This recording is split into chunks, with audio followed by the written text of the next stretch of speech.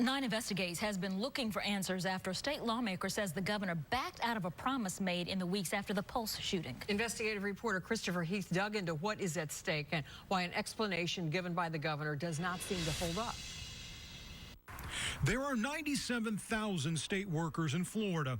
The state does not provide its own protection for LGBTQ employees. After Pulse, Governor Rick Scott said he'd sign an executive order.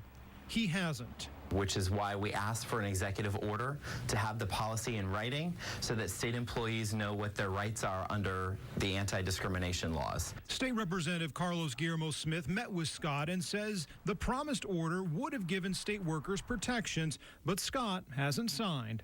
Make a value statement, sign the executive order, show the country and the world that Florida is a place that doesn't tolerate discrimination. When we asked the governor's office about this, we got this statement. Quote, Florida is a state that doesn't tolerate discrimination of any form. In accordance with federal guidelines, Florida state agencies do not discriminate on the basis of sexual orientation, and state employees should not be discriminated against in any way. Our office will continue to review ways we can work to eliminate discrimination of any kind.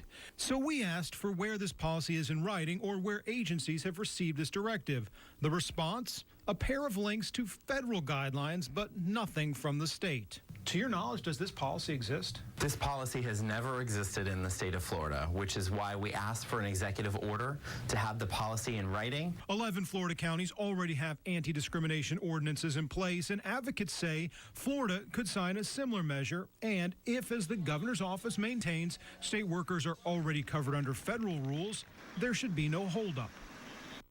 And the foundation of the governor's argument is rooted in the Civil Rights Act of 1964 and an interpretation of that act by the Equal Employment Opportunity Commission. However, these are still rules that could be open to interpretation, and the feds could move to water them down in the future, which is why advocates say the governor should sign the order he promised last year. Vanessa.